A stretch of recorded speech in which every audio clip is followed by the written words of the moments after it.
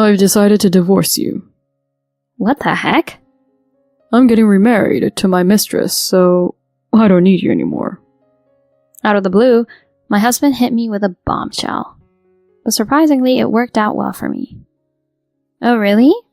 Well then, goodbye. I'm Holly, a 48-year-old housewife. I've been married to Toby for 15 years. We live as a family of 3 with our son, Max. We used to have my mother-in-law, Jenny, living with us. I had a full-time job before, but due to the need for Jenny's care, I resigned and moved in with her. Since then, I've been juggling caregiving, raising Max, and working part-time for our household finances. It's been super busy every single day. Time has flown by in a hectic blur. I've been very dissatisfied with my marriage because Toby doesn't do anything at home. He's dumped everything on me. Even though I've never had an experience with caregiving, he left me to take care of Jenny, who required an intermediate level of care, on top of handling our son and doing all the housework. Not only that, he often adopts a high-handed attitude. Hey, clothes are all scattered all over the place. Oh, sorry about that. Max threw them around. Then pick them up right away, or scold him and make him pick them up. I was just helping your mom to the bathroom. Don't talk back to me. You're my wife. Act like it. Keep quiet and just do what you're supposed to do. He yells at me like that. I find myself gradually unable to argue back. I think no matter what I say, he'll just get angry. For him, his mood is the most important, and if anything spoiled it, he blames me for everything. He has a nasty temper. I often wonder how things ended up like this. When we were dating, he was loving and caring. He treated me very well and tried hard to make our dates enjoyable. I thought I'd have a happy marriage with him, so I enthusiastically accepted his proposal. But when I opened that lid, I found nothing but a terrible husband who engaged in emotional abuse. Still, I didn't resort to a divorce, probably because of my strong sense of responsibility. I couldn't abandon Jenny, and I wanted to raise Max properly. So, even when Toby treated me awfully, I endured it for their sake. Well, there might have been a part of stubbornness on my part too. I wanted to handle the housework and parenting well to shut him up. There was a competitive streak in me. In any case, I didn't want to give up halfway. If I divorced him and ran away then, I would have surely regretted it. No matter what I did, thoughts of Jenny needing care and Max would have kept haunting me. If so, I didn't think I could spend the rest of my life happily. So I didn't take the path of divorce. Although I'm not sure if it was a good or bad decision now, but well. I busted my butt trying to balance housework, parenting, and caregiving. I had even taken up a freelancing job from home in the middle of it all. Toby's spending habits were reckless. We often struggled to make ends meet. So, I decided to use my experiences to start the side gig. At first, it didn't bring in much income, but gradually the rewards started coming in. I realized I could still do anything if I set my mind to it. I had even busier days after that. Jenny's health kept declining and she needed more and more assistance. That meant I had to be by her side for many things she couldn't do alone. Not just bathroom stuff, but even eating was becoming a challenge for her. So I cut the food into small pieces, and then I fed her. Toby didn't even react to it at all. Rather, he seemed to be avoiding his own mother. Don't let Mom be in the living room while I'm eating. It ruins my mood. How dare you say such a thing? She's your mother. Once she's like that, she's not my mom anymore. Anyway, take care of her out of my sight. He often came up with such selfish and unreasonable demands. On weekends, he always went out drinking, coming home completely wasted. He was loud, high-spirited, and reeked of booze, and honestly, it was a real hassle. Even though I was exhausted from a busy day, he summoned me, ordering me to bring him to the living room and such. Even if I ignored him, he kept yelling, so I had no choice but to obey. That kind of thing happened all the time. It felt like I had another big child besides Max. Other than that, whenever he was in a bad mood, he immediately started berating me. You're too plain, you know? You've abandoned being a woman. It's terrible. Can't you try a bit harder? Why did he need to say such a thing? I didn't have time or money for myself. And that was all because he didn't do anything and splurged for himself. Buying expensive clothes, cars, you name it. And I was always stressed about it. In that situation, I couldn't afford any luxuries. And even if I could, I didn't even have time to do something for myself. I wondered if he didn't understand that or if he was intentionally making snide remarks, but either way, I thought he was a jerk. I swore to myself that I was going to give him a piece of my mind one day. I hoped for the day to come sooner rather than later. Then I told myself to responsibly take care of Jenny until the end. I was pushing through with a rebellious spirit against Toby and a sense of responsibility for caregiving and parenting. Still, the tough times outweighed the good. While Max was growing up just fine, seeing how Toby was treating me, he started acting out against me. Hey, old lady. I have a field trip tomorrow, so give me some money. Who are you speaking to? Don't call me old lady. Shut up. Just do what you're told. Yep, totally the same tone as his dad. I couldn't stand being spoken to like that by my son. And most importantly, I was concerned about him growing up with that kind of language from a young age. Max, you need to use more polite language. When you grow up, you're gonna face some struggles yourself, you know. Ugh. Don't lecture me, old lady. I'm telling you to stop that. No matter how much he rebelled against me, I tried my best to straighten him up.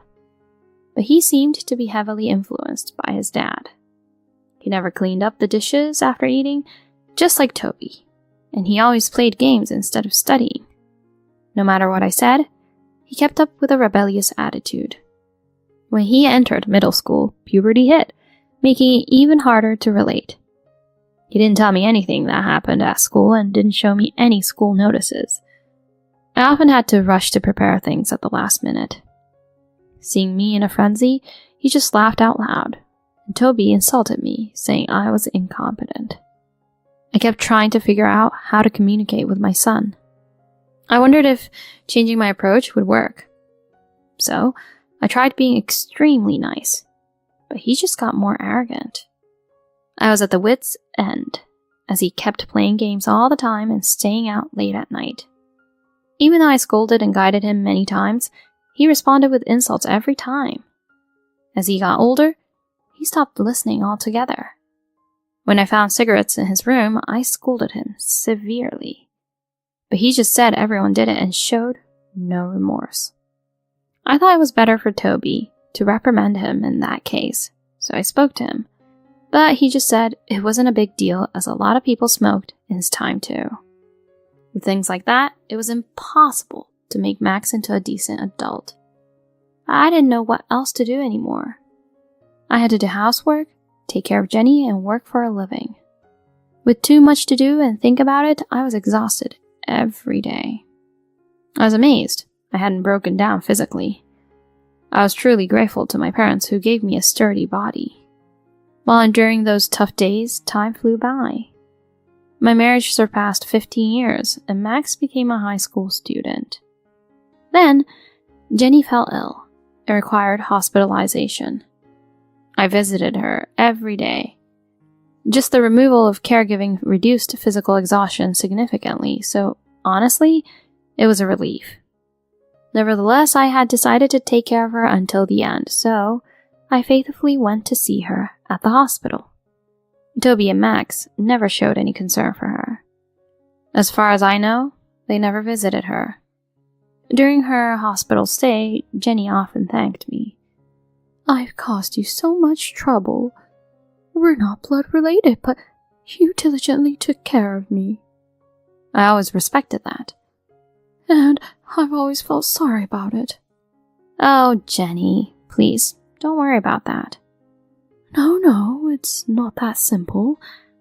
I've really made you go through a lot by making you do everything. I'm especially sorry about Toby. I never thought my son would have such a terrible attitude. If my late husband and I had given him better guidance. No, it's not your fault. Don't feel responsible. The conversations we had during that time were meaningful to me. She appreciated my efforts in caregiving, and I felt that my hard work wasn't in vain. It felt good that I was rewarded like that. She stayed in the hospital for 2 months. Then, one day, her condition worsened, and she passed away. I'm glad to this day that I was with her in her final moments. Toby and Max didn't even show up. I despised them, wondering if they were truly blood-related families. I wanted them to at least show their faces at the end. After that, I proceeded with arrangements and preparations for Jenny's funeral. Of course, Toby didn't do anything and left it all to me. I expected it, so I took charge and moved forward on my own. I was able to send her off in a beautiful service. Afterward, I sorted out her belongings and handled various procedures. Finally, I thought I could take a breath. But then I noticed Toby acting suspiciously, doing something secret with Max. Whenever I entered the living room where they were talking, they would stop and act fidgety. And when I left, they would huddle together again and talk about something. I wondered what they were scheming. Well, whatever they were up to, it didn't concern me anymore. I had learned not to expect anything from them. No matter how strict I was with Max, his personality didn't change. Toby continued his high-handed attitude towards me, and our marital relationship was non-existent. There was nothing more I could do about them. If they were planning something, I decided I'd take action too. I started making preparations. And then about 2 months passed. It was summer vacation at that time, and since Max was home all day, I started working at a cafe. When he was at home, he gave orders just like Toby. That made it impossible to focus on work. So I went to a cafe to finish it. Even though it was a short time, I could concentrate and complete all by the afternoon. When I thought I'd stop by the supermarket before heading home, Toby suddenly called me. It had been a while since I received a call from him. Surprised, I answered the phone. Hello, what's up? Where are you? I'm on my way home after working at a cafe. Carefree, huh? I mean, what work? You were just sipping coffee without a care in the world, right? What do you want? Did you call just to make fun of me? Oh, right. I did have something to tell you. I've decided to leave you. What the heck? I'm talking about getting a divorce. You can't just drop something so serious out of the blue. And what about Max? I don't need you anymore since I'm remarrying my girlfriend. Well, I guess it's tough for you to be suddenly dumped like this, but hang in there. He dropped a bombshell out of nowhere, but surprisingly, it worked out well for me. No, really. Well then, goodbye. Huh? I said goodbye. We're divorcing, right? Oh, sure, but you're taking this surprisingly lightly. Well, I've been wanting it for a while, you know. What? I can't keep going with a lowlife like you. Now that your mom's gone, you probably think you can just discard me, right? But once I bid farewell to her, I planned to leave you too. Don't act like you're the one in control and dumping me. Oh, is that so? But you don't have any income, and your future looks pretty bleak from now on, doesn't it? Maybe you're putting on a brave front, but our paths diverge when it comes to it. Who knows? Well, you can believe whatever makes you feel better. You sound so smug. I have nothing more to discuss, so let's handle it through the lawyers from now on. Lawyers? Where are you going to get that money? I said we're done talking. You're bothering me, so I'm hanging up. Hey! I forcefully hung up the phone. Then I immediately booked a hotel room and stayed overnight.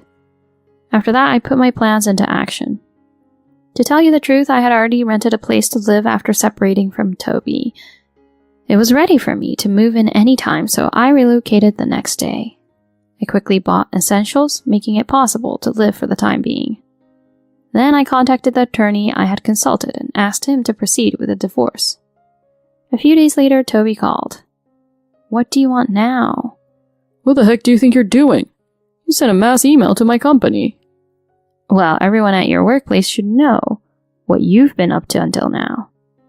You've been emotionally abusing me for a long time, and there's also the matter of your affair.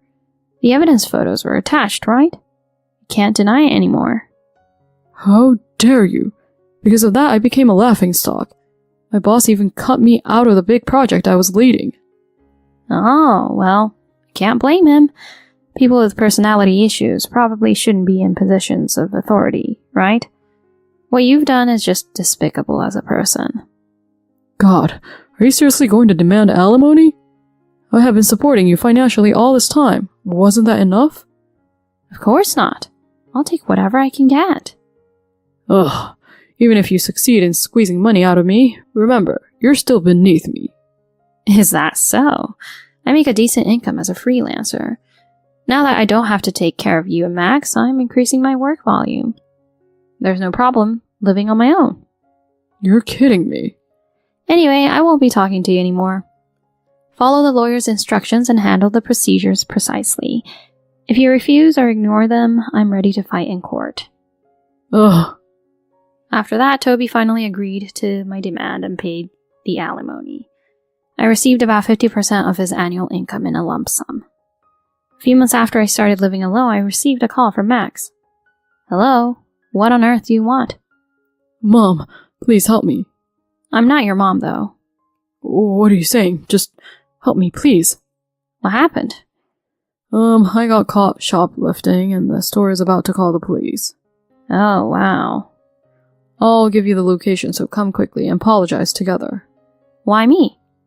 Because you're my mom. Oh, I see. Your dad hasn't told you yet, huh?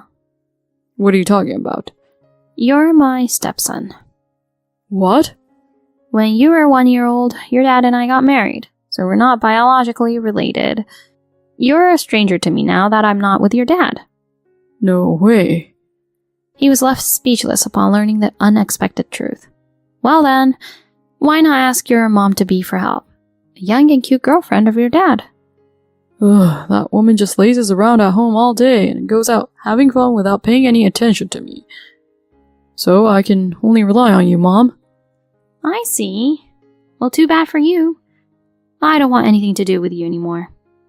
You should just accept the consequences and obey what the officers tell you, okay? What? No, please, help me. Nope. Bye. I hung up and blocked any further calls. Later, I found out from Toby's relatives that Max was taken to the police station. He was also investigated at school and ended up getting expelled for various reasons, including being caught smoking. He became a shut-in, and he and his new mom-to-be constantly fought. She apparently couldn't handle the situation and eventually left the house. Toby's now single, taking care of a son who does nothing, and stays at home, all while facing cold glares at work as the abusive cheater. It's a tough situation, but he brought it on himself. On the flip side, I'm enjoying my comfortable new life. Work is coming in steadily, income is growing, and life is pretty easy. I'll keep working hard, build up some assets, and occasionally treat myself to a bit of luxury. I'm planning to live a fulfilling life from here on out.